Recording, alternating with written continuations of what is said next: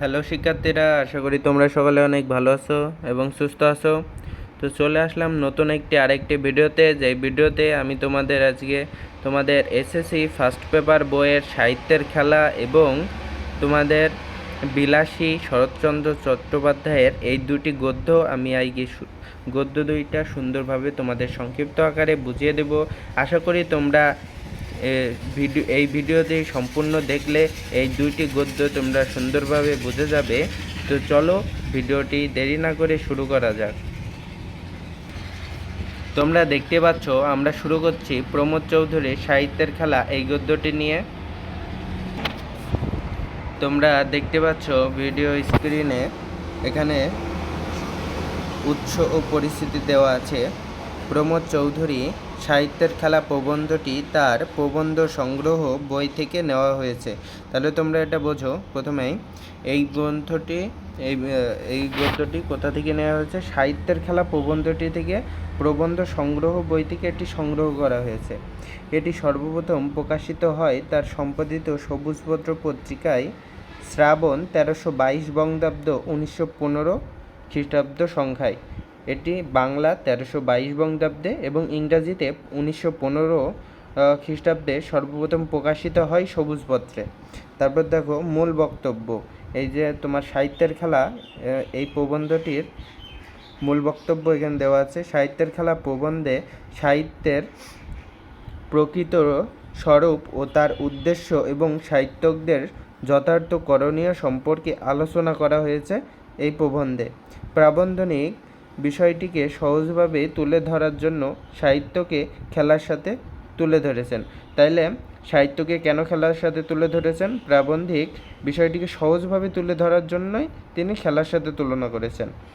সাহিত্যেও যে নিছক উদ্দেশ্যহীন আনন্দ লাভের মতোই এক ধরনের খেলা নানা যুক্তি ও উদাহরণের মাধ্যমে যে বিষয় তিনি এখানে তুলে ধরেছেন, এ প্রসঙ্গে কথা বলতে গিয়ে তিনি জগৎ বিখ্যাত ফরাসি ভাস্কর রোদ্দার উদাহরণ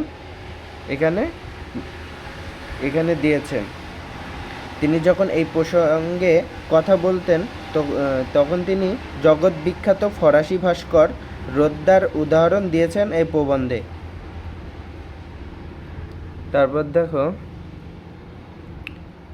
তারপর বলছে রোদ্দার মতো একজন বিখ্যাত ভাস্করও যে খেলার ছলে আঙ্গুলে টিপে মাটির পুতুল তৈরি করতেন সেই বিষয়ে তিনি এখানে উল্লেখ করেছেন। ছোট ছোট কাজ করতে করতেই সে বড় সাফল্যের দ্বারপ্রান্তে পৌঁছানো যায়। মানুষ যখন ছোট ছোট কাজ করে তখন থেকেই ধীরে ধীরে সে সাফল্যের দ্বারপ্রান্তে পৌঁছে যায়, তাই বলা হয়েছে। তাই তিনি ইঙ্গিত করেছেন এই প্রবন্ধে। তিনি মনে করেন কেউ যদি শুরুতেই খ্যাতিবিখ্যাত হয়ে ওঠার উদ্দেশ্য নিয়ে সাহিত্যচর্চা শুরু করেন তবে সেটি তার পতনের কারণ হতে পারে। প্রথমেই তো কেউ আর সাহিত্যচর্চা নিয়ে জগৎ বিখ্যাত হয় না। ধীরে ধীরে সে যদি আস্তে আস্তে খ্যাতিলাভ করে তখনই সে তার মর্যাদাটা বোঝে। প্রথমেই যদি সহজে পেয়ে যায় তাহলে সে তার মর্যাদাটা বুঝবে না। এটি এখানে বোঝানো হয়েছে। তারপর দেখো, সবাই যে খেলার চলে সাহিত্যচর্চা শুরু করেন না বা করতে চান না তা নয়। এ কারণেই তিনি বলেছেন একটু উঁচুতে না চড়লে আমরা দর্শক এবং শ্রোতৃ মণ্ডলীর নয়ন বা আকর্ষণ করতে পারি না।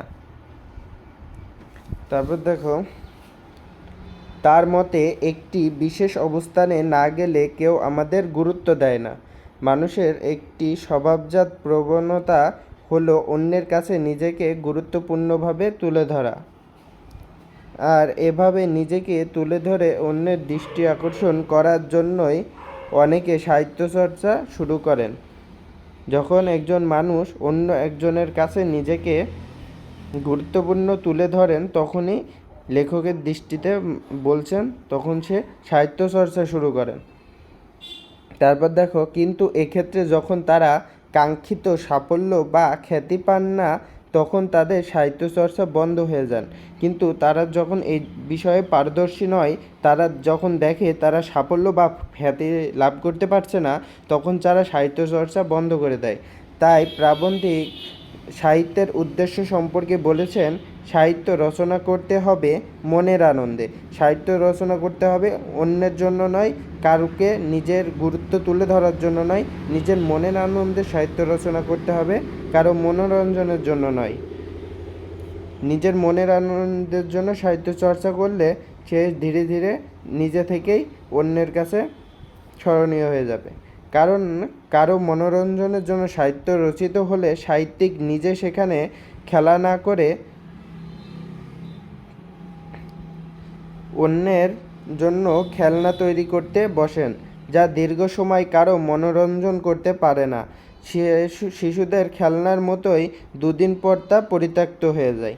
তাই সাহিত্য রচনা করতে হবে নিজের মনের আনন্দে, যেন সেটা নিজের কাছেও পছন্দনীয় হয় এবং অন্যের কাছে দীর্ঘদিন সেটা পরিচিতিও পায়। তাই তিনি এখানে সাহিত্যিকদের নিজের মনের আনন্দে কালজয়ী সাহিত্য সৃষ্টির জন্য অনুপ্রাণিত করেছেন এই প্রবন্ধে। তারপর দেখো, এছাড়া সাহিত্য আর শিক্ষা যে এক নয় সেটিও তিনি এখানে উল্লেখ করেছেন। তিনি মনে করেন মনের আনন্দে কবি যে কাব্য রচনা করেন, শিক্ষক তার ব্যবচ্ছেদ করে তার রসাস্বাদনের ক্ষেত্রে শিক্ষার্থীদের বাধাগ্রস্ত করেন। তারপর দেখো, এক্ষেত্রে শিক্ষকদের অবস্থান যে কবির বিপরীতে সেটিও তিনি এখানে উল্লেখ করেছেন।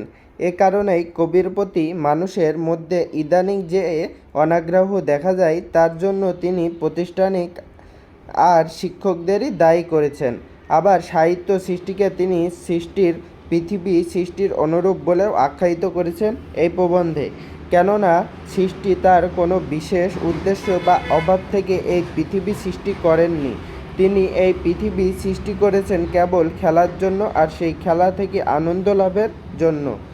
কবি বা সাহিত্যিকরা অনুরূপভাবে নিজেদের কোনো প্রয়োজন বা অভাব দূর করার জন্য সাহিত্য সৃষ্টি করেন না, তারাও তাদের মনের আনন্দে এসব করে থাকেন, এসব সাহিত্যগুলো রচনা করে থাকেন।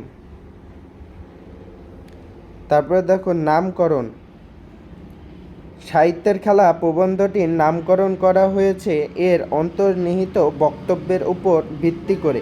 এই যে সাহিত্যের খেলা, এই প্রবন্ধটি এই যে সাহিত্যিকদের নিয়ে যে লেখাগুলো লেখা হয়েছে সেটির উপর নামকরণেই এই সাহিত্যের খেলা এটির নাম দেওয়া হয়েছে। একজন সাহিত্যিক কীভাবে তার সাহিত্য চর্চা করবেন, প্রাবন্ধিক এই প্রবন্ধে তার একটি দিক নির্দেশনা দেওয়ার চেষ্টা করেছেন। প্রাবন্ধিকের মতে সাহিত্য চর্চা করতে হবে খেলার ছলে।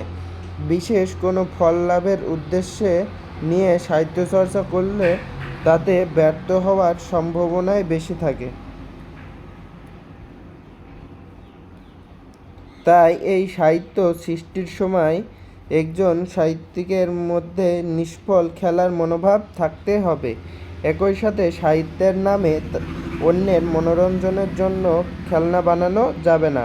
তাই বলা যায় যে খেলার ছলে সাহিত্য চর্চার দিক নির্দেশনা প্রবন্ধে দেওয়ার বিষয়ে অনুসারে নামকরণকে সার্থক হয়েছে এই প্রবন্ধটি।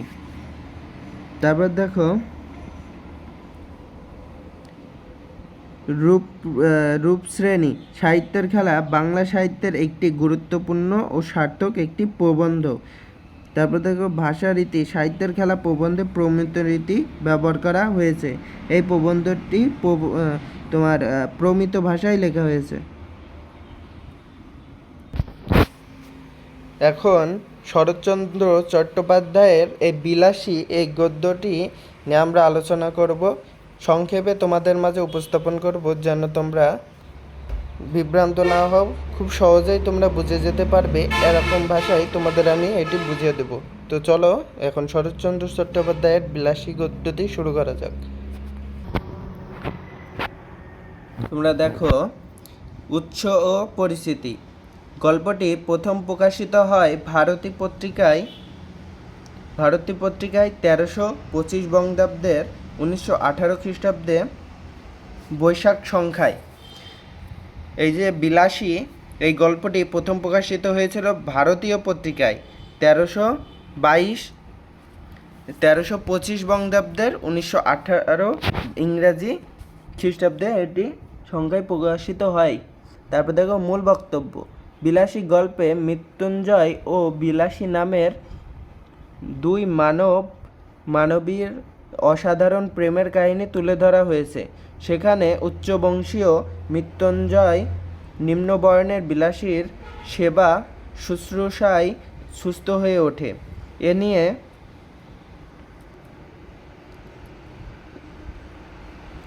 মৃত্যুঞ্জয়ের স্বার্থপর খুড়া সমাজে নানা রটনা রটায় এবং মৃত্যুঞ্জয়কে ভিটা থেকে উৎখাত করে। এরপরে মৃত্যুঞ্জয় বিলাসীকে নিয়ে বিয়ে করে এবং সংসার পাতে। তারপর দেখো কিন্তু তাদের এই সংসার বেশি দিন স্থায়ী হয় না। একদিন সাপ ধরতে গিয়ে প্রাণ দিতে হয় মৃত্যুঞ্জয়কে। এ ঘটনার পর বিলাসীও আত্মহত্যা করে। একদিন যখন বনে সাপ ধরতে যায় মৃত্যুঞ্জয়, তখন সে সাপের কামড়ে সে মারা যায়। পরবর্তীতে এ ঘটনার পর বিলাসীও আত্মহত্যা করে। এ বিষয়ে তোমাদের আরও আলোচনা করব। তোমরা দেখো গুরুত্বপূর্ণ চরিত্র। বিলাসী গল্পে প্রধান চরিত্র হিসেবে রয়েছে বিলাসী, মৃত্যুঞ্জয়, ন্যাড়া ও খুড়া। এই চারজন বিলাসী গল্পের প্রধান চরিত্র। বিলাসী, মৃত্যুঞ্জয়, ন্যাড়া ও খুড়া। নামকরণ। গল্পের নাম চরিত্র বিলাসী, তাকে কেন্দ্র করেই আবর্তিত হয়েছে এই গল্পটি এবং তাকে কেন্দ্র করেই নাম দেওয়া হয়েছে এই গল্পের বিলাসী। সমাজের অনুদারতা ও রক্ষণশীলতা উপেক্ষা করে বিলাসীর প্রেমের মহিমা অনুপম হয়ে দেখা গিয়েছে গল্পের প্রেক্ষাপটে। বিলাসীর প্রেমে মৃত্যুঞ্জয় জাতিগত বিভেদের সংকীর্ণ সীমা অতিক্রম করেছে। সে স্বেচ্ছায় বেছে নিয়েছে সাপুড়ে জীবন। নিজের সাপুড়ে জীবন বেছে নিয়েছে। এছাড়া সাপের কামড়ে মৃত্যুঞ্জয় প্রাণ হারালে বিলাসী বেছে নিয়েছে স্বেচ্ছা মৃত্যুর পথ, আত্মহত্যা। এর মধ্যে দিয়ে বিলাসীর গভীর প্রেমের স্বরূপ ফুটে উঠেছে। আর এই কেন্দ্রীয় চরিত্রের নাম অনুসারেই গল্পের নামকরণ করা হয়েছে বিলাসী, যা আমি একটু আগেই বললাম। এই যে তোমার যখন যে মৃত্যুঞ্জয় সাপের কামড়ে মারা গেছে এবং তোমার বিলাসী মারা গেছে তোমার মৃত্যুঞ্জয়ের জন্য নিজে আত্মহত্যা করে, এবং সেটার কেন্দ্রীয় চরিত্র, এইগুলোর কেন্দ্রীয় চরিত্রের নাম অনুসারেই নামকরণ করা হয়েছে এই গল্পটির বিলাসী। তারপর দেখো রূপশ্রেণী। বিলাসী বাংলা সাহিত্যের অন্যতম সার্থক ছোট গল্প। তারপর দেখো এই গল্পের প্লট, সূচনা, পরিণতি সব কিছুই ছোট গল্পের বৈশিষ্ট্য ধারণা করছে। ভাষারীতি। বিলাসী প্রথম পুরুষের জবানিতে শুধু ভাষায় লিখিত ছোট গল্প। এখানে লেখকের সরল ও সাবলীল কাহিনী বর্ণনা তার শিল্প কুশলতার পরিচয় প্রদান করে। তারপর দেখো বিলাসী গল্পের পরিচিতি। রচয়িতা শরৎচন্দ্র চট্টোপাধ্যায়। উচ্চ পরিচিতি। গল্পটি প্রথম প্রকাশিত হয় ভারতীয় পত্রিকায় 1325 বঙ্গাব্দের, বাংলা 1918 খ্রিস্টাব্দ বৈশাখ সংখ্যায়। কেন্দ্রীয় চরিত্র বিলাসী। নামকরণ। কেন্দ্রীয় চরিত্রের নামানুসারে সাহিত্যের রূপ বা আঙ্গিক। এটি একটি ছোট গল্প। গল্পের ঘটনা ও বিষয়বস্তুর খুঁটিনাটি। এখানে দেখো গল্পের কথকের নাম ন্যাড়া। গল্পকথকের নাম দেওয়া হয়েছে এখানে ন্যাড়া। তার প্রবল শখ ছিল গোকরা সাপ ধরে পোষা ও মন্ত্রসিদ্ধ হওয়া। এর জন্য মৃত্যুঞ্জয়ের কাছে সাপ ধরার দীক্ষা নিতে চেয়েছিল সে মৃত্যুঞ্জয়ের কাছে সাপ ধরার দীক্ষা নিতে হয়েছিল তোমার ন্যাড়াকে। তারপর দেখো গল্পের কেন্দ্রীয় চরিত্র বিলাসী। সে মালোপাড়ার বুড়ো মালোর মেয়ে। বিলাসী কার মেয়ে? মালোপাড়ার বুড়ো মালোর মেয়ে সে, মৃত্যুঞ্জয়ের স্ত্রী। মৃত্যুশয্যায় শায়িত মৃত্যুঞ্জয়ের সেবা করে তাকে সুস্থ করে তুলেছিল সে। পরে তার সঙ্গে প্রেমের সম্পর্ক গড়ে ওঠে এবং বিয়ে করে। তারপরে দেখো, কায়স্থ ঘরের মিত্তির বংশের ছেলে অনাথ মৃত্যুঞ্জয়। সে কায়স্থ ঘরের মিত্তির বংশের ছেলে। তার আম কাঁঠালের বাগান ছিল 20-25 বিঘা আয়তনের। সে জাত বিসর্জন দিয়ে সাপুড়ে হয়েছিল তাকে বিলাসের জন্য। গোয়ালের বাড়িতে খরিশ গোকরা সাপের কামড়ে মৃত্যু হয়েছিল তার। তার মৃত্যুর 7 দিন পর স্ত্রী বিলাসী বিষ পানে আত্মহত্যা করেছিল। তারপর দেখো, মৃত্যুঞ্জয়ের ছিল এক জ্ঞাতি খুড়া। তার লোভ ছিল অনাথ মৃত্যুঞ্জয়ের সম্পদের প্রতি। তারপর দেখো, এজন্য কৌশলে তার নামে দুর্নাম রটনা করে বেড়াতেন তিনি। জ্ঞাতিখুড়া মৃত্যুঞ্জয়ের নামে রটনা ছড়িয়ে বেড়াতো। অন্য পাপের অজুহাতে তিনি দলবল নিয়ে বিলাসীর উপর হামলা করেন। মৃত্যুঞ্জয় বিলাসীকে বিয়ে করে সাপুড়ে জীবন বেছে নিলে তার সম্পদ দখল করে নেয় খুড়া। মৃত্যুঞ্জয় বিলাসীকে বিয়ে করার পর যখন সাপুড়ে জীবন বেছে নেয়, তখন জ্ঞাতিখুড়া মৃত্যুঞ্জয়ের সকল সম্পদ দখল করে নেয়। সেটি এখানে তুলে ধরা হয়েছে। তারপর দেখো, তোমাদের এই গল্পটি আরও সুন্দরভাবে বোঝানোর জন্য সহজভাবে আমি আরেকটি জিনিস নোট করেছি। মৃত্যুঞ্জয় নামের এক যুবক দীর্ঘদিন অসুস্থ ছিল, যা আমরা একটু আগে বললাম। গ্রামের মানুষ প্রায় তাকে ভুলেই গিয়েছিল, কিন্তু সেই সময় বিলাসী নামের এক সাপুড়ের মেয়ে তার সেবা করতে থাকে মৃত্যুঞ্জয়কে সুস্থ করার জন্য। বিলাসী দিনরাত মৃত্যুঞ্জয়ের পাশে থেকে তার যত্ন নেয়। নিজের কষ্ট ভুলে সে মৃত্যুঞ্জয়কে সুস্থ করার চেষ্টা করে। ধীরে ধীরে মৃত্যুঞ্জয় ভালো হয়ে ওঠে বিলাসীর সেবা যত্নে। তারপর দেখো, পরে মৃত্যুঞ্জয় বিলাসীকে বিয়ে করে, কিন্তু গ্রামের মানুষ এই সম্পর্কেও মেনে নেয় না, কারণ বিলাসী ছিল নিম্নবর্ণের সাপুড়ের মেয়ে। সমাজ তাদের অপমান করতে থাকে।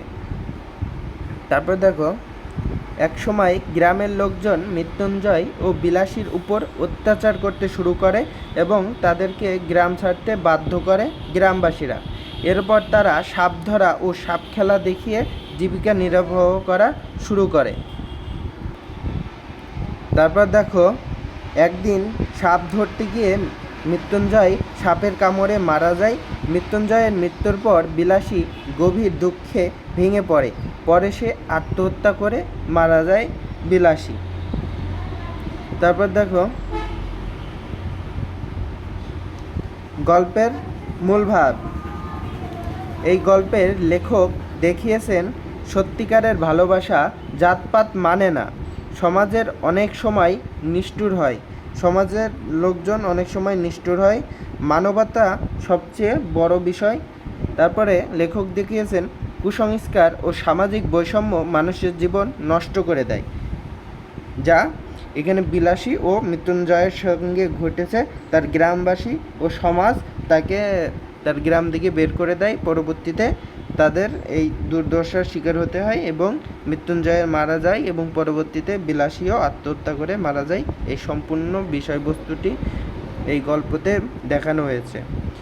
তো তোমরা সুন্দরভাবে এই গল্পটি পড়ো, আমি যেইভাবে তোমাদের পড়িয়েছি। আশা করি তোমরা এই পাঠগুলো সুন্দরভাবে পড়লে তোমাদের এই গদ্য দুইটি, তোমাদের যে সাহিত্যের খেলা এবং বিলাসী এই গদ্য দুইটি আছে, এই গদ্য দুইটি তোমাদের সুন্দরভাবে পড়া হয়ে যাবে। তোমরা এই পেজটার স্ক্রিনশট মেরে নাও। তারপর তোমরা এই পেজটারও স্ক্রিনশট মেরে নাও। আশা করি তোমাদের এই 2 পেজ সুন্দরভাবে পড়লে তোমরা তোমাদের এই গল্পটি, বিলাসীর এই গল্পটি তোমরা সুন্দরভাবে বুঝে যেতে পারবে। তো বাকিগুলো তোমাদের না পড়লেও হবে, তোমরা এই 2 পেজ সুন্দরভাবে পড়ো। আরেকটাও দিচ্ছি তোমাদের সাহিত্যের কথা, যে গদ্যটি আছে সেটা নিয়ে। তোমরা এই পেজটাও একটা স্ক্রিনশট মেরে নাও, এটা সাহিত্যের খেলা সে প্রবন্ধটির, তোমরা এটাও সুন্দর করে পড়বে। তোমরা এই পেজের একটা স্ক্রিনশট মেরে নাও, আর এই পেজের একটা স্ক্রিনশট মেরে নাও। তো এইগুলো সুন্দর করে পড়বে। আশা করি তোমাদের ভিডিওটি ভালো লেগেছে। শুরু থেকে শেষ পর্যন্ত দেখার জন্য তোমাদের ধন্যবাদ। ভিডিওটি লাইক, কমেন্ট, সাবস্ক্রাইব করে আমাদের চ্যানেলের পাশেই থাকবা। দেখা হবে পরবর্তী কোনো ভিডিওতে। আর তোমাদের কোন কোন বিষয়ের আরও গদ্য বা প্রবন্ধ বা কোন কোন বিষয়ে তোমাদের সমস্যা আছে সেইগুলো তোমরা কমেন্ট বক্সে জানিয়ে দেবে। দেখা হবে পরবর্তী কোনো ভিডিওতে, এবং তোমাদের কমেন্ট বক্স চেক করে আমরা চেষ্টা করব পরবর্তী কোনো ভিডিওতে তোমাদের এই বিষয়ে ভিডিও বানানোর জন্য।